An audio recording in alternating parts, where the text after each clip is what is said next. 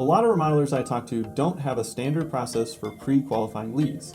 This leads to going on too many bad fit appointments and wasting a ton of time. The inconsistency leads to a ton of lost projects, and there's no way to improve because you don't have a baseline. Let's talk about some best practices in pre-qualifying remodeling leads so that you can save time and make more money.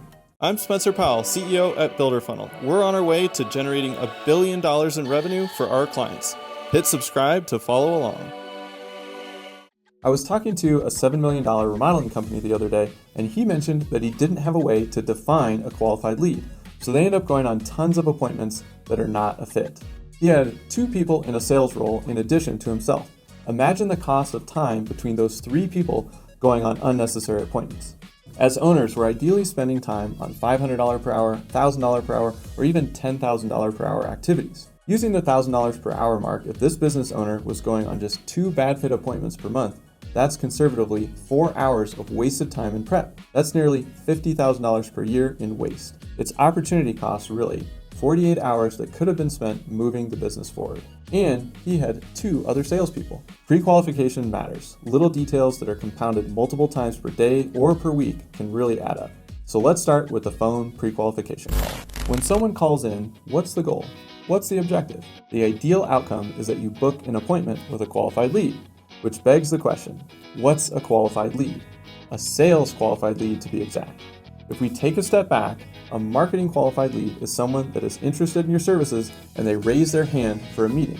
They filled out your Contact Us form, they clicked the Schedule a Consultation button on your website, and they filled out the form or requested an estimate. Or they emailed in or they called in and they want to talk to someone. Once we get this marketing qualified lead on the phone, it's sales' job to qualify the lead and see if they fit our criteria. If they do, it becomes a sales qualified lead.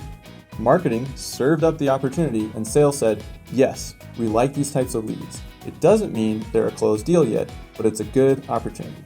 Okay, back to the qualification process. It's simply a matter of defining the criteria. And as a general rule of thumb, there are 4 components to a qualified sales opportunity. 1, the right type of project. 2, it's in your service area. 3, they're budget qualified. And 4, they meet the time frame. It's really that simple. Let's walk through an example. Mary calls in and wants to learn more about your services. Awesome. Mary, what type of remodeling project are you thinking about? Oh, our kitchen. It's really small and outdated. Ah, that makes sense. What year was the home built? 1992. Were you thinking of opening it up into any other spaces on the first floor, or are you just focused on the kitchen? Well, we were just thinking about the kitchen, but we'd be open to exploring expanding. Great. We can discuss options when we get to that point. Oh, and I forgot to ask, what part of town do you live in? We're over at 123 Main Street. Let's pause there.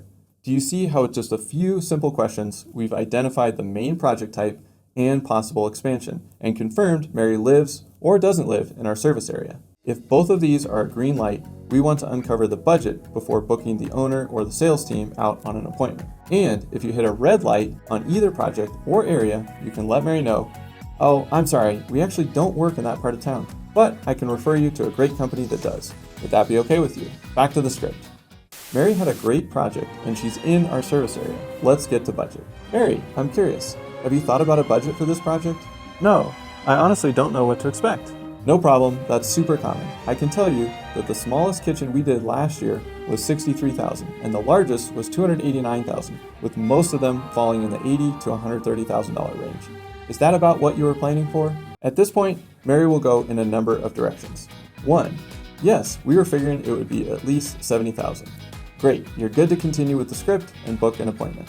Or 2, wow, that's a big range. We definitely would want to be on the lower end. This can sometimes indicate that their budget is less than your bottom. If you get this type of response, it's best to dig deeper. And a third direction to your original question is that they'll say, wow, we thought it would be about $40,000 since it's a small kitchen. Boom, disqualified. Pre-qualification will never be absolutely perfect, and that's okay. The goal is to eliminate as many obvious bad fit appointments as you can. Budget is usually the trickiest, but you can use averages, ranges, and minimums to help you uncover where their head is at. You can adjust the ranges you use depending on how busy you are and how open you are to going on more appointments or less. There's always those few opportunities that seem like nothing on the phone, but turn into something great after an in-person meeting. So sometimes it's a benefit to take more meetings. But those are few and far between. So So if you're finding yourself wasting time in those first in-home appointments, it's a good sign you need to do more qualification work up front. Get to budget. It doesn't need to be scary or uncomfortable. You're just using facts and figures based on current market rates, labor rates, materials, as well as past projects. Then, after we've tackled budget, it's time to get to timeline. Most people ask, when are you looking to start your kitchen remodel?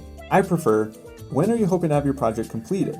By understanding their desired completion date, you can educate them on some timelines. If they were hoping it would be completed in 30 days, you can now explain a bit more about design build and how long design takes, as well as typical construction timelines.